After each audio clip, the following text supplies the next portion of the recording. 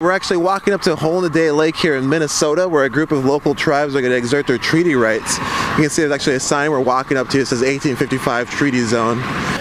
The state of Minnesota said they did not have the right to do this. According to treaties and treaty law, they do have the rights. So they're going to exert their treaty rights right now by gathering rice here.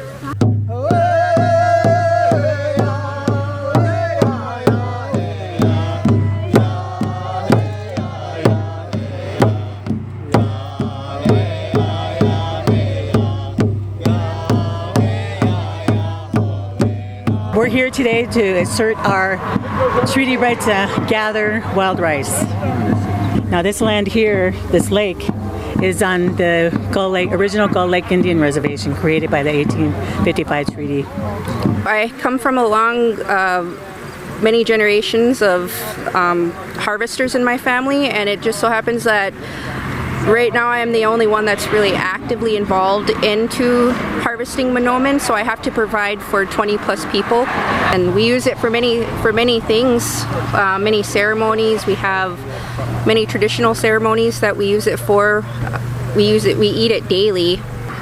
This is where the clean air and clean water takes place. This is what we need in order to survive and live healthy lifestyles. I want everybody to be able to rice in my future generations. That's why I'm here. And you know, the pipeline would go through the middle of this, not through this lake, but the lakes I was on yesterday. Embry says they're 99% safe. All right, I'm looking at 800 spills on their record. If a pipeline did break in this low water table, what would happen to, I guess, your ability to gather wild rice? What would happen to the wild rice? Well, some of those byproducts in there would probably kill it, just like it does with the mining and things like that. The thing that concerns us a lot with the way the water is here, most all of these lakes and rivers are joined through a giant reservoir system managed by the Corps of Engineers. And so if you had an oil spill, like say right now, on a lake with wild rice, and depending upon how the water level changes, you might cause it to come further into shore, and then if the water level drops, it might stay in that shore, and 2 years later, when the water level rises again, it might refreshen all of that contaminant stuff and distribute it somewhere else. It's just unreal that the state wants to put a price tag on pollution tax and polluting the world, and people can't live like that. You know, but they're saying we don't got this right, and at the same time, the state of Minnesota has been really, you know, trying to say that they're good at management. They suck at management. Let's be honest. I mean, they just had the collapse of the Mille Lacs fishery, right? They got water contamination in all the lakes in Minnesota, pretty much at some level or another. Now they want to shove some pipelines through up here and open a bunch of new mines. The PUC is just trying to assume our identity and assume our role and assume our rights, take all the money, and then leave us with the hazardous dump behind.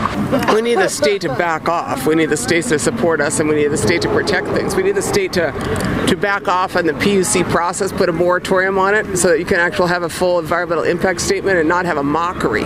All humankind exists on this planet with this clean air and water, and we have to stand up and fight for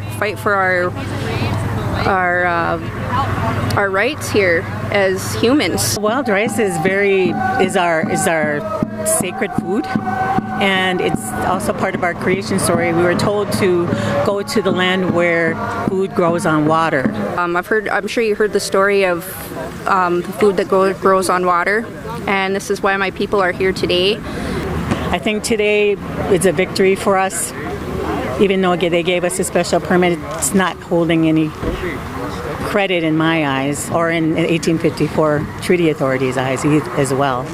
There was a worry that DNR was going to come out and interfere with them as they tried to exert their treaty rights. There was a back and forth with some letters. It looks like the DNR backed off, said they had a special permit. The local people here in the local band said that it doesn't matter if there's a permit or not, they're going to rice anyways, and they're going ahead and exerting those rights to hunt, fish, and gather here in Hole-in-the-Day Lake, Minnesota.